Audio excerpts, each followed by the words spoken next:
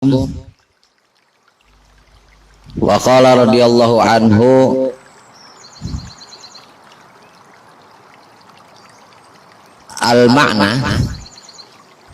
makna daripada tentang daripada para malaikat membentangkan kedua sayapnya kepada mereka yang berjalan atau keluar dari rumah ingin menghadiri daripada majelis-majelis ilmu agama atau mau belajar ilmu agama, yang lebih kuatnya dengan cerita tersebut yang mana kemarin cerita yang dikuatkan daripada Syekh Ahmad bin Abil Ja'di. Sesungguhnya Syekh Ahmad Abil Ja'di ini annahu lamma atahu Syekh Abdullah Ba'abad wa ahu. Syekh Ahmad Abil Ja'di ini seorang ulama besar di zamannya. Kemudian datang kepada Syekh Abil Ja'di ini Syekh Abdullah Ba'abad dan saudaranya.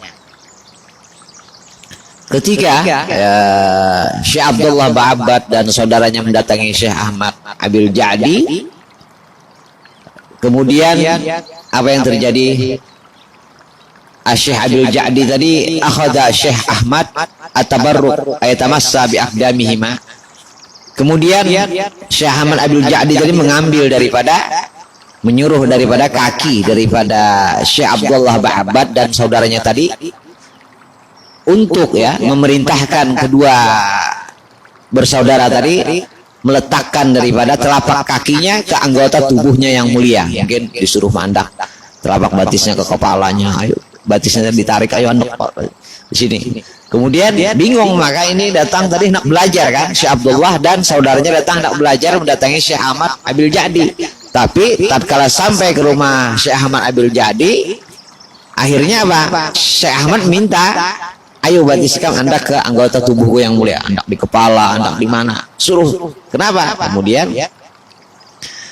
falamma qala lahu lima taf'ala dzalika wa nahnu ma ataina ilaika illa litabarruk bika wa nastabida min ulumika wa ahlakika. Ya Syekh, dia katakan, saudara Syekh Abdullah Ba'abad tadi bertanya kepada Syekh Abil Ja'di, kenapa kau lakukan ini? Sedangkan kami ini datang kepada engkau wahai Syekh, kami ini mencari berkah engkau dan kami ini ingin mengambil daripada mencari daripada ilmu-ilmu pian dan mengambil daripada akhlak-akhlak yang mulia ada pada diri pian, ingin belajar. Wa qala lahuma, kemudian Syekh Ahmad Abil Ja'di mengatakan, wahai Syekh Abdullah dan saudaranya tadi, aku tidak akan mafa'atu jalika, dan aku tidak akan pernah melakukan itu kecuali aku lama ra'aitu, tatkala aku melihat daripada para malaikat telah membentangkan daripada sayapnya, dan aku melihat daripada telapak kaki engkau ini menginjak di atas sayapnya para malaikat, sehingga aku kepingin mengambil berkah daripada keberkahan daripada sayapnya para malaikat tadi. Jadi ini termasuk daripada asrarul ghuyub, rahasia-rahasia yang gaib itu diperlihatkan kepada para orang-orang soleh dan orang-orang wali. Kenapa? Ini termasuk daripada ma'anil ilim wal asrar. Ini daripada makna ilmu, dan ini adalah daripada samratul ilim wal ibadah, buahnya ilmu dan buahnya ibadah. Karomah, ini suatu karomah lah. Tapi kalau yang diberikan kepada Rasulullah sebelum Rasulullah diangkat menjadi Rasul, itu namanya irhasah. Tapi kalau Rasulullah mempunyai kelebihan, itu namanya mukjizat yang setelah diangkat menjadi Rasul. Beda. Tapi kalau karomah itu apa? Karomah itu khariqul ada.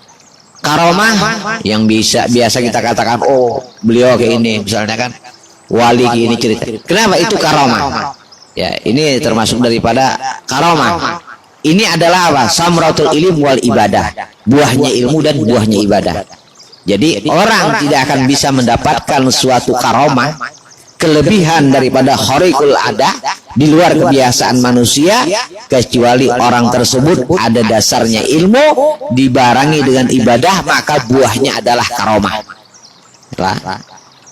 Ada juga sesuatu orang punya ya, punya kehebatan di luar kebiasaan manusia pada umumnya, tapi dia sakti.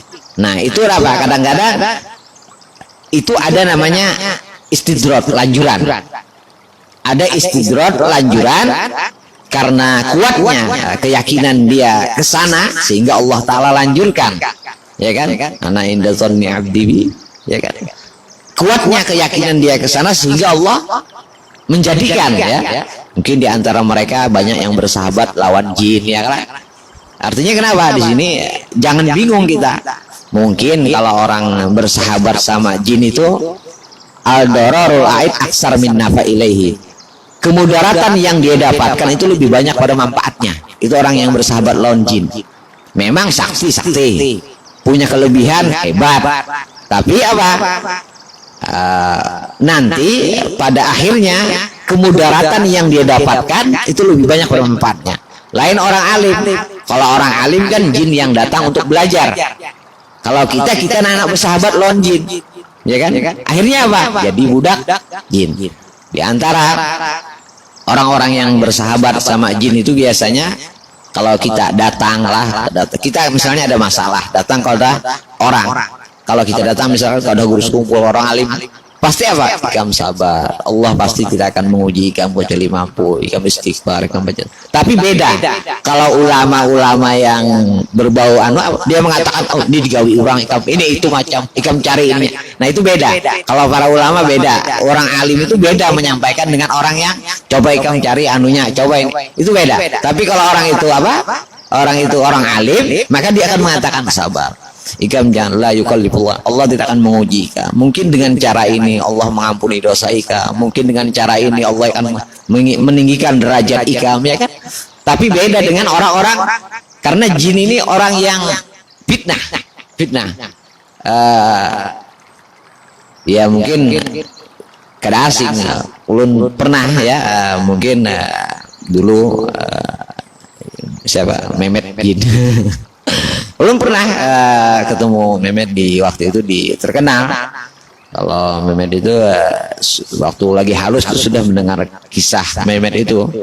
Akhirnya waktu ulun di Lawang sama adiknya, waktu Syekh anaknya Habib Zain tak mondok keliling Jawa melihat pondok. Akhirnya berteleponan sama Mehmet pun dibawa ke rumah Mehmet. Ketemu, oh ikam kayak yang namanya Mehmet. Oh ya sudah. Itu malam itu di rumahnya ganal. Rumahnya itu ada kolam renangnya, ada 2 buah, bantunya 7. Dulu berdua ulun, ayo aku dengar ikam Mehmet sakti, aku mau lihat kesaktian ikam. Ulun lihat kitab-kitabnya, mau lo ambil, oh anak berat. Emang dia mengakui sama ulun, anu mau pindah. Jadinya bisa ada yang seminggu gawiannya bisa bersahabat dengan ifrit. Karena apa? Karena pada intinya si jin dari minta tumbal, aku nak menggauli bini ikam. Aku minta sapi misalnya kada bersembelih. Kayak apa? Nah artinya itu diantara. Tapi Mehmet karena lu menyebutkan orangnya, dia mengakui itu perbuatan yang salah, itu yang ini menampaikan ya kitabnya. Mau ulun ambil kada mau ada 6-7 kitab waktu itu ulun lihat sampai tengah malam. Memang banyak orang-orang yang bersahabat lawan jin itu, tapi kemudaratan itu lebih banyak pada manfaatnya. Itu karomah lah. Ada namanya ilmiah. Kalau ilmiah itu penelitian. Misalnya kalau kita sakit ini, oh ini berarti mah, itu namanya ilmiah. Nah itu ilmiah, bukan kasyaf. Oh kalau ikam ke ini kan bakal ke ini. Oh kalau itu sudah ilmiah, sunnatullah. Artinya kenapa? Pengetahuan ya. Seperti head itu paling lama 15 hari, kebiasaan 6-7 hari. Kayak kasyaf kan? Itu penelitian Imam Syafi'i ilmiah. Ada ilmiah, ada istidrat, ada karomah, ada irhasat, ada mukjizat. Beda lah. Jadi kalau misalkan Kita melihat orang ini aja, orang tuh kok lain menjeduk lah, lain halnya menjeduk. Tidak boleh kita minta doa sama orang menjeduk. Misalnya kita melihat orang sakti, ya kan, hebat. Jangan ikan percaya kalau orang tua walaupun berjalan di atas banyu, ya kan, atau yatir fil hawa, atau dia terbang di atas hawa, kalau dia tidak melakukan sholat jangan dipercaya. Kenapa? Itu bukan suatu kelebihan. Bagaimana Allah memberikan kelebihan kepada seorang hamba, sedangkan hambanya tersebut melanggar daripada hukum-hukum Allah, itu tidak mungkin. Misalnya hari-hari berselawat handap misalnya, tapi hebat sakti, ya kalah. Walaupun ini sakti jangan dipercaya. Kenapa? Karena mungkin Allah memberikan satu kelebihan sedangkan dia melanggar daripada hukumnya Allah. Itu jelas hukum. Jadi jangan mudah kita terpengaruh dengan kehebatan, ya. Kenapa? Kadang-kadang kita mengkaji ilmu itu mudah, kadang-kadang seminggu bisa, ya kan. Jadi jangan terpengaruh. Ini adalah asrarul ghuyub namanya, rahasia-rahasia akan gaib.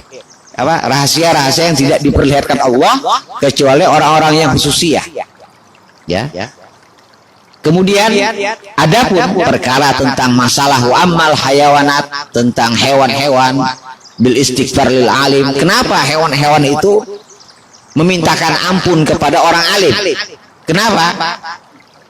Karena sesungguhnya hewan itu diciptakan sama Allah untuk kemaslahatan kita. Ya kan?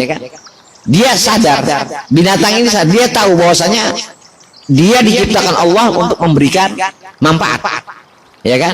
Dan juga Allah tidak akan menciptakan sesuatu kecuali ada manfaatnya, ya kan? Kecuali ada manfaatnya.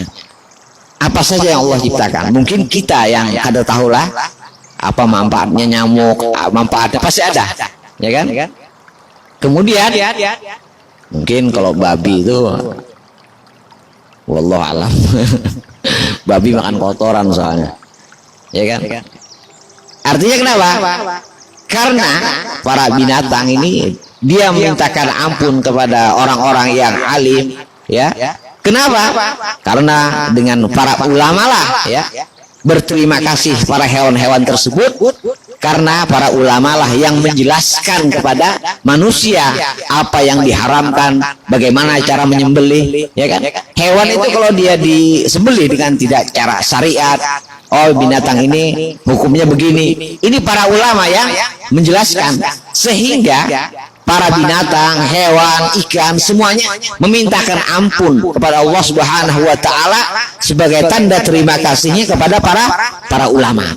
Karena kalau bukan karena ulama dengan masalah bagaimana oh ini haram, ini halal, disinilah para malaikat itu memintakan ampun kepada para binatang kepada para ulama.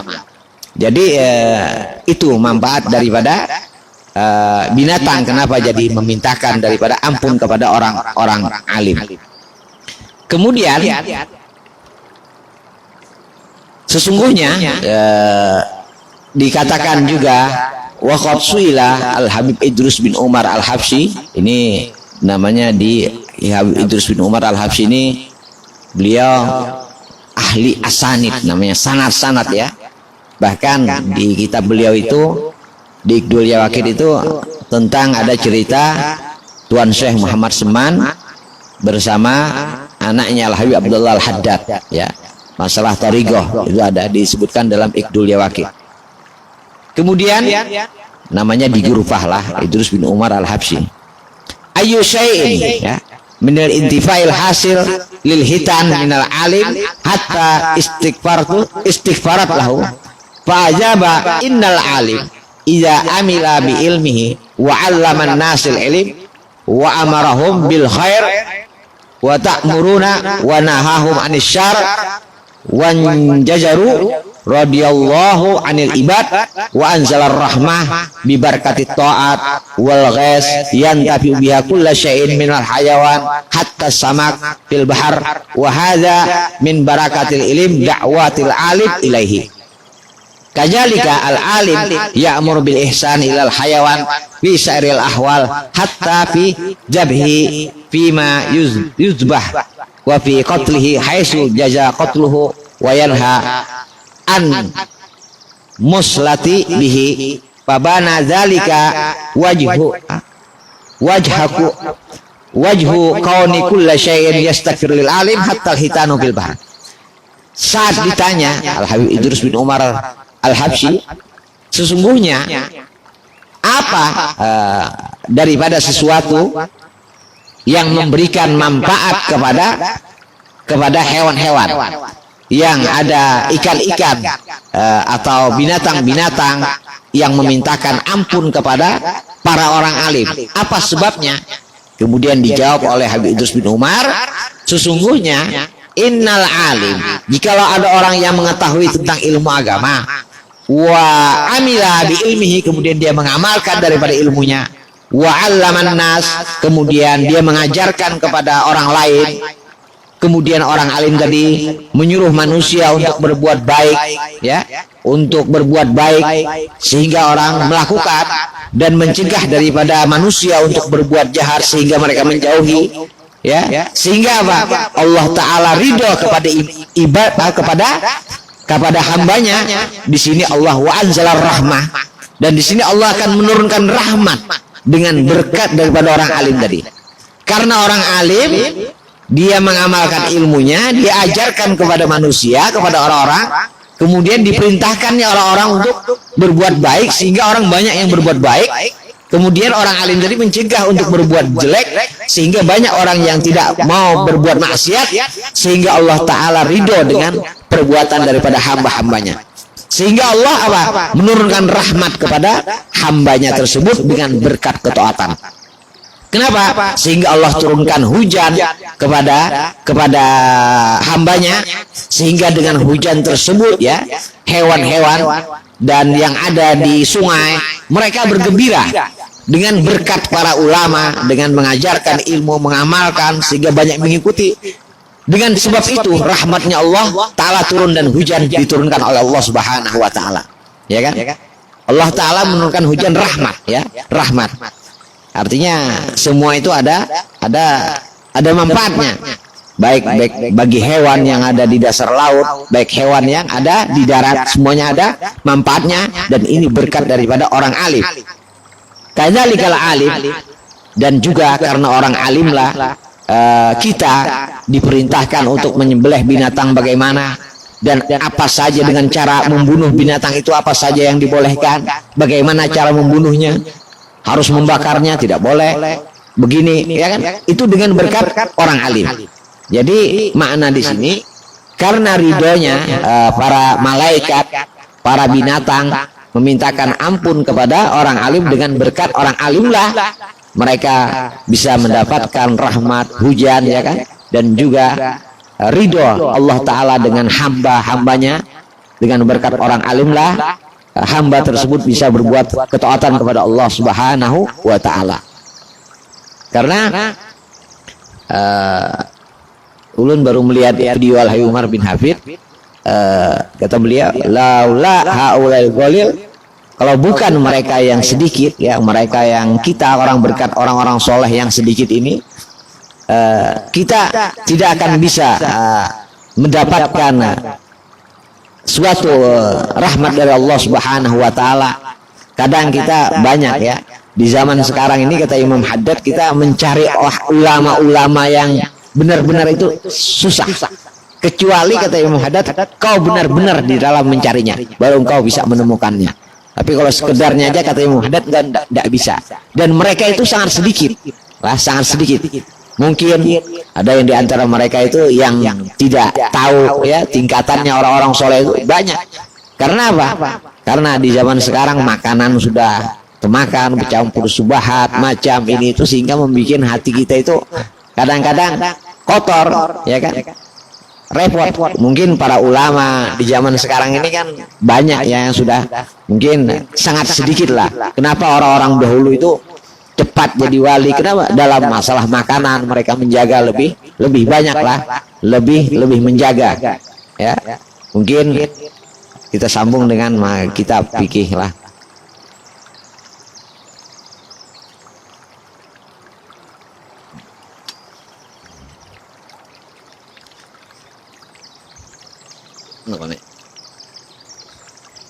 Bismillahirrahmanirrahim. radhiyallahu ankum wa qala radhiyallahu anhu, ya. Faslun, kemarin daripada masalah takbiratul ihram, ya. Bacaan, ya, yang wajib kita baca di dalam sholat ada 5. Pertama takbiratul ihram, kedua Fatihah, ketiga adalah tasyahud tahiyat, at-tahiyatu mubarakatuh salawatut thayyibatulillah, assalamu alayka ayuhan nabi rahmatullahi wabarakatuh, assalamu alayna wa ala ibadillahi sholihin, asyhadu an la ilaha illallah wa asyhadu anna muhammadan abduhu wa rasuluh. Kemudian yang keempat selawat Allahumma sholli ala Muhammad atau Allahumma sholli ala sayyidina Muhammad wa ala ali sayyidina Muhammad, lebih sempurnanya selawat Ibrahimiyah. Yang keenam adalah assalamualaikum warahmatullah. Jadi yang kelima, ini 5 bacaan. Kemudian kemarin sudah kita sampaikan dengan cara membaca takbiratul ihram dengan Allahu Akbar, tidak boleh memanjangkan daripada alif, ya, maknanya akan berubah. Jadi tidak boleh dengan mentasdidkan daripada ba. Kemudian bisa masuk ke pasal yang menerangkan daripada syarat, dan di dalam membaca Fatihah itu ada 10. Yang pertama tertib di dalam baca Fatihah, ya. Fatihah yang pertama adalah tertib, sehingga maksudnya tertib di sini dengan dengan ayat yang Bismillah, ayat ke-1 dengan ayat kedua, ayat kedua dengan ayat ketiga. Kalau boleh kita membaca Fatihah dimulai daripada ayat yang ketiga dulu, baru yang pertama. Kemudian yang kedua, syarat orang baca Fatihah adalah mualah. Maksudnya mualah adalah terus menerus, Pak. Maksudnya gimana? Kada boleh membaca Fatihah dengan sengaja Bismillahirrahmanirrahim, Alhamdulillahirabbil alamin arrahmanirrahim, lalu berniat memutus membaca Fatihah, itu kada boleh. Lah, berdiam setumat niat membaca memutus, itu kada boleh. Atau berdiam panjang dengan sengaja, atau dengan omongan, atau dengan apa saja kecuali dengan apa-apa yang disunnahkan. Misalkan seperti kita di saat baca Fatihah, imam membaca waladhdallin, kita mengaminkan boleh, ya, memutus bacaan Fatihah kita dengan mengaminkan imam boleh. Atau misalnya kita meminta daripada rahmat, atau dalam hari Jumat biasa Allahumma minta jauhkan daripada Allahumma na'udzubika min adzabikal akbar, ya kan? Allahumma adkhilna bi ghairi Allah adkhilna jannata bi ghairi hisab. Itu kan mungkin sesuatu yang dianjurkan. Kemudian di saat kita kalau surah Musa yang Al-Musa radhiyallahu anhu, ayat apa? Ada biasa kita di tatkala imam menyebut, ya, membaca ayat Quran, dan kadang kita menyebut seorang daripada Nabi, kemudian dia mengatakan radhiyallahu an atau apa, itu tidak boleh, itu tidak disunahkan, lah, tidak disunahkan.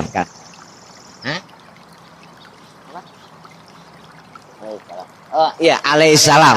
Itu kan banyak diantara kita yang alaihissalam itu tidak disunahkan. Lah.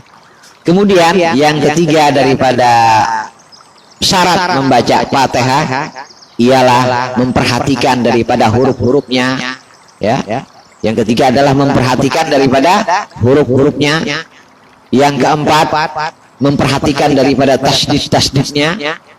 Dan yang kelima adalah agar jangan berdiam di dalam baca Fatihah dengan panjang, dan juga jangan diam dengan sebentar, tapi dengan niat memutus bacaan Fatihah tadi, ingin mengulang, itu kita wajib membacanya dari awal. Kemudian membaca semua ayatnya, kemudian dan juga daripada Bismillah bagian daripada Fatihah. Kemudian yang ke al-mana as-sadis min syurutil Fatihah an yaqra'al musalli, hendaknya orang yang sholat itu membaca daripada jami ayatiha allati minha min kulli suratin siwa bara'ah al-basmalah, dan juga wa adamul had al mukhil al makna, dan jangan sampai kita membaca Fatihah itu sehingga merubah daripada makna, seperti kita misalkan membaca daripada mustaqim dengan mengganti mustaqim, kada boleh. Mustaqim kada boleh. Kemudian seperti kadumta wa qasriha dengan an'amta, kemudian an'amti, kada boleh ya. Harus maksudnya yang penting tidak berubah daripada makna. Kalau kita baca Fatihah yang bujur-bujur semuanya mungkin terdanung bujurnya lah. Ya, ulun pernah belajar Fatihah sama orang Ethiopia. Adil namanya, memang hebat bacaannya, itu kada pernah bujur bacaannya. Mungkin juz amma itu setahun kada pernah benar bacaan, karena memangnya artinya sudah seperti itu ya. Seperti Habib Gures juga pernah belajar baca Fatihah sama Abah Guru Sekumpul berdua, itu repot memang, lama, lawas, kadang mau bisa juga. Habis itu beliau menerapkan di dalam kelas, memang kadang kau bujur juga kadang-kadang. Artinya selagi jangan kita kadang-kadang kita merasa kada pede ya. Kalau bacaan itu yang penting tidak merubah ke makna ya, merusak daripada makna Al-Fatihah, enggak apa-apa. Yang jelas kan seperti al-mustaqim, mustaqim ya kan, itu jelas. Kemudian an'amta, an'amti, kada boleh ya kan, seperti itu. Kemudian yang kedelapan ialah daripada antakuna halatal qiyam fil fard, hendaknya dia baca Fatihah itu dalam keadaan berdiri jikalau dia mampu. Tapi kalau dia kada mampu maka dalam keadaan duduk. Kemudian dan juga hendaknya an yusma nafsahu qira'atuh, dan juga hendaknya mendengar bagi dia akan bacaannya. Jadi kalau ada bacaan yang suara yang nyaring di samping-samping kita teruskan, anggap suara itu tidak ada, seperti apa. Jangan kita mengarasi bacaan kita ya, bismillahirrahmanirrahim, menyaringi dengan adanya suara. Jangan, kita biasa aja. Seandainya itu suara kededa, apakah akan terdengar suara kita, maka baca cukup dengan seperti itu. Kemudian dan juga wala yatakhallalaha dzikru ajnabiyun, dan juga hendaknya di dalam baca Fatihah ada yang menyela-nyelai daripada zikir yang tidak disyariatkan di dalam agama lah. Adapun masalah bersin, alhamdulillah kadang-kadang itu sabkul lisan ya, masih kira apa, tapi keceplosan, tapi yang menyahuti itu kalau boleh ya, alhamdulillah ya kan. Kalau orang Arab marah dia yahdina wa yahdiumullah, kalau orang Arab mau. Tapi kalau alhamdulillah ya rahmatullah, marah itu syarik orang Arab ya. Semoga Allah merahmatimu. Tapi di sini kalaunya yahdina wa yahdiumullah, semoga Allah memberikan. Kita berdua lawan ikam semua, seolah-olah orang itu tidak dapat petunjuk dari Allah, itu kada boleh ya. Kemudian paslon, nah ini ulun baca cepat, nanti kan masuk ke pasal yang menerangkan daripada sunnah apa saja disunahkan dalam sholat lah. Tasdidul Fatihah, asal kita baca arba'at asyar, tasdidnya Fatihah itu ada 14. Bismillah itu di atas lam, kemudian Ar-Rahman di atas ra, kemudian Ar-Rahim di atas ra, Alhamdulillah di atas lam, kemudian Rabbil Alamin di bawah di bawah ba, di atas ba, Ar-Rahman di atas ra, kemudian Ar-Rahim di atas ra, kemudian Malik Yaumiddin di atas dal, kemudian Iyyaka na di atas ya, wudu wa khata wa iyyaka nasta'in di atas ya, kemudian ihdinas siratal mustaqim di atas shad ya, kemudian siratal ladzi di atas lam, an'amta alaihim ghairil maghdubi alaihim waladdallin di atas dot. Jadi jumlahnya 14. Kemudian paslun yusannu raf'ul yadaini fi arba'ati mawadi, disunahkan lah kita di dalam sholat itu mengangkat tangan cuma 4 tempat lah, karena banyak kita yang sembahyang kadang-kadang misalkan di 4 tempat, karena banyak kita kadang-kadang habis rakaat pertama, habis dari sujud Allahu Akbar, mengangkat tangan itu kada boleh, kada disunahkan lah. Misalnya kita sembahyang 1 rakaat, kita i'tidal. Sami Allah liman hamidah, kita angkat kan? Sami Allah liman hamidah, kita angkat tangan kan? Kemudian kita sujud 2 kali, berdiri dari rakaat pertama kadang-kadang kita mengangkat tangan. Allah Akbar, itu tidak disunahkan. Cuma 4 tempat yang disunahkan, kita dianjurkan di dalam mengangkat tangan. Ya, yang pertama adalah kita disunahkan mengangkat tangan ketika takbiratul ihram. Ketika kita mengangkat takbiratul ihram itu disunahkan, lah, disunahkan. Yusannu, ya, kasful yaden, ya, membuka kedua tangan, wa taujihu batinihima ilal kiblah, ini membuka kedua perut daripada tangannya ke arah kiblat, ya. Wa tafrijul asabi, tafrihan, ya, jangan terlalu rapat, jangan terlalu ranggang, ya. Kemudian wa mukhadzatur usul ibhamain syakh mate al uzunen, inilah kayak gitu. Yang sekiranya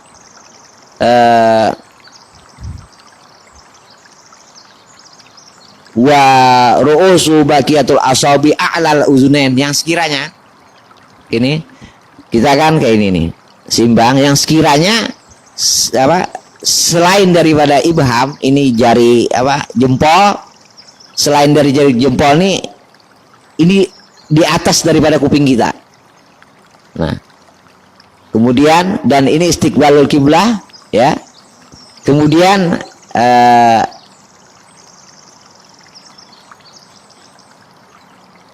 wal kafen al angkiben, ya, seperti ini. Jadi tidak boleh rapat, tidak kayak gini. Maksudnya sunnah lah, ini disunahkan gini. Allahu Akbar, disunahkan seperti itu.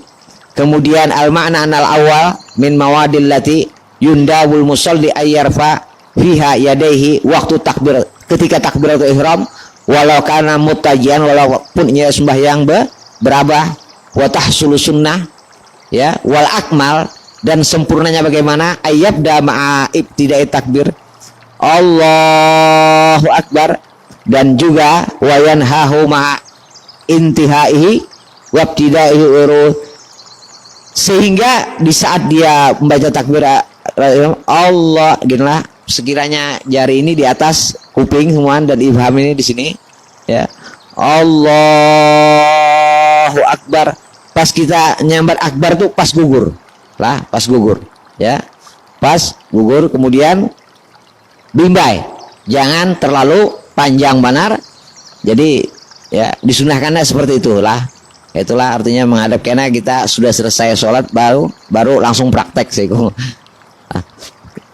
kemudian itu pertama ketika takbiratul ihram, dan yang kedua disunahkan ketika kita ruku lah, ketika ruku, ya. Yang kedua, sesungguhnya makna yang kedua, asani min mawaidil lati yundabu lil musalli ayyarfa fiha yadehi, disunahkan bagi musalli untuk mengangkat kedua tangannya waktu ruku. Allahu Akbar, ya, waktu dia mau ruku, setelah dia kita membaca surah Qul a'udzu birabbin nas malikin nas ilahin nas min syarril waswasil khannas alladzi yuwaswisu fi sudurin nas minal jinnati wan nas. Allahu Akbar. Caranya itu sama dengan di saat kita mengangkat takbiratul ihram, ya. Kemudian setelah ruku, kemudian yang ketiga ialah ketika dia i'tidal. I'tidal ialah ketika dia kembali ke geraknya asal berdiri, ingin berdiri daripada ruku, ya. Sami Allahu liman hamidah. Nah, kebiasaan kita sembahyang itu sami Allahu liman. Kalau bisa di saat tangan itu jatuh kita tahan, jangan kayak ini kan. Kalau kayak itu bisa batal lebih, ya. Kita tahan untuk kemudian setelah kita tahan, biar tidak melebihi daripada gerakan 3 kali gerak dengan mutawaliyah, artinya terus menerus kan. Kayak apa, kadang-kadang ada sop yang di muka. Sop di muka kita kosong, ya, atau kita sembahyang. Setelah kita sholat, ternyata ada orang di samping kita yang batal. Ini fungsinya lawang diulah di depan samping keimaman apa? Karena kalau kita batal, kita ke belakang menabrak orang sholat, hukumnya haram. Jadi kita ke muka supaya apa? Keluar dari pintu sini. Kalau ada yang itu fungsinya. Makanya kenapa? Dan yang kedua, supaya apa? Fungsinya agar apa? Agar makmum yang berada di teras musola itu sah sholatnya. Karena apa? Di saat makmum menuju imam itu tidak membelakangi kiblat. Kalau musola misalkan ditutup di sini, tidak dibuka lawangnya, ada orang sholat di muka sini di sebelah. Kalau di belakang lawang sana sah. Tapi ada di sini kan ada pintu atau ditutup, itu kada sah orang yang sembahyang di sana, yang berada di pintu. Karena apa? Harus ghairul inzirar wal initop namanya. Posisi kita menuju imam itu jangan sampai, misalnya kita berjalan kiblat ke sana. Kalau kita berjalan menuju imam, kalau sudah posisi badan kita berpaling, belakang kita nih membelakangi kiblat, maka tidak sah. Nah, misalkan makmum di luar situ kan sebelah kanan. Di saat makmum tadi sebelah kanan, ia hendak mendatangi imam lewat sini kira kawal kan? Harus lewat sana. Berarti berjalan dulu membelakangi imam. Jangan sampai belakangan ini membelakangi imam, punggungnya membelakangi imam. Jadi itu fungsinya. Jadi kalau ada orang sholat di luar sana, ini dibuka maka hukumnya sah. Tapi kalau yang di sini misalkan bututup, itu kada sah sholat. Tapi kalau dibuka maka sah. Itu fungsinya. Ghairul inzirar wal initop lah. Makanya banyak sholat Jumat kadang-kadang kita menuju paling jarak antara makmum dengan makmum akhir itu sekitar 150 jiro, 300 jiro. 300 jiro kalau tidak salah, sekitar 150 meter.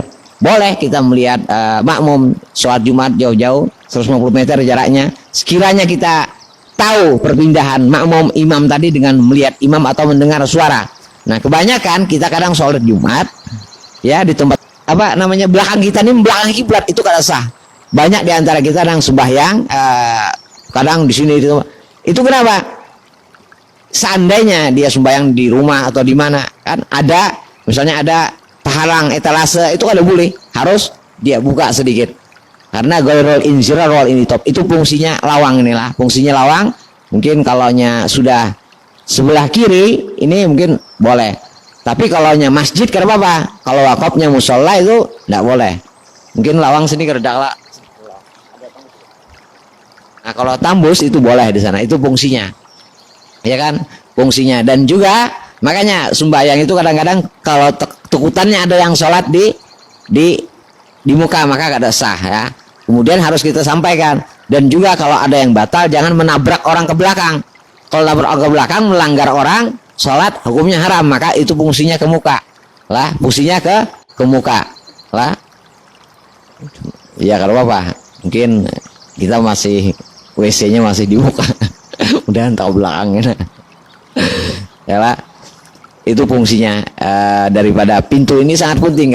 Kadang-kadang misalkan kita ada ini makmum hibak ya kan. Nah, biasanya kalau musola itu pagar, di pagar ujung itu juga ada diulahkan pintu seperti ini. Di saat acaranya rame, haul misalkan, lalu orang yang di luar pagar itu sah sembahyangnya. Kalau kereda pintu maka hukumnya kada sah. Ya, maksudnya apa? Jadi di akhir pagar itu yang muhadzin sekiranya makmum itu kada yang sekiranya di muka pagar itu yang lebih ke depan tuh sah sholatnya. Nah itu lihat aja musola di mana aja, dikumpul di mana, pasti gitu. Masjid Al-Karomah. Kenapa? Fungsinya agar mensahkan daripada orang-orang yang di belakang. Ya kan? Maksudnya apa? Di dalam masalah bangunan musola kita serahkan lawan ahlinya kadang-kadang. Kadang-kadang bangun tutup sini. Kasihan orang lain wakafnya masjid ya kan. Lagi wakafnya masjid itu kada apa-apa lah. Itu masih kada apa-apa. Kemudian dan juga jarak perempuan ya kalau besi mungkin kada apa-apa, wallahu alam. Nah ini kada apa-apa mungkin kalau besi. Mungkin masih bisa. Artinya itu fungsi daripada semua inilah. Dan juga 4 tempat. Yang pertama ketika takbiratul ihram, yang kedua ketika ruku, yang ketiga ketika i'tidal sami Allah liman hamidah, yang keempat apa? Yang keempat ketika dia bangun dari tasyahud awal.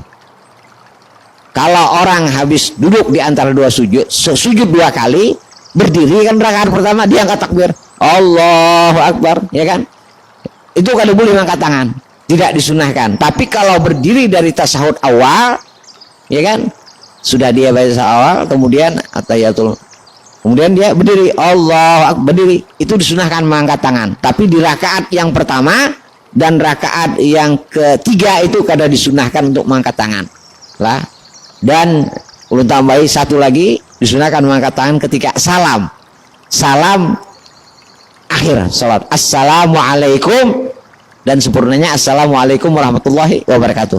Nah, di dalam salat jenazah kita tidak disunahkan mengangkat tangan, assalamualaikum warahmatullahi wabarakatuh, lalu musmuha, itu kada disunahkan lah, kada disunahkan, wallahu alam bisawab. Nah, itu aja. Kalau memang ada yang ditakunakan, PR buat tulis di kertas sudah Bapak. Wallahu alam. Bismillahirrahmanirrahim. Alhamdulillahirabbil alamin. Allahumma shalli wa sallim ala sayidina Muhammad. Salatan takbiru biha dzunub wa tusribu bihal qulub wa tantaliku bihal usub wa talinu biha suhub wa ala alihi wa sahbihi wa sallam. Alhamdulillahirabbil alamin. Taqabbalallahu minkum.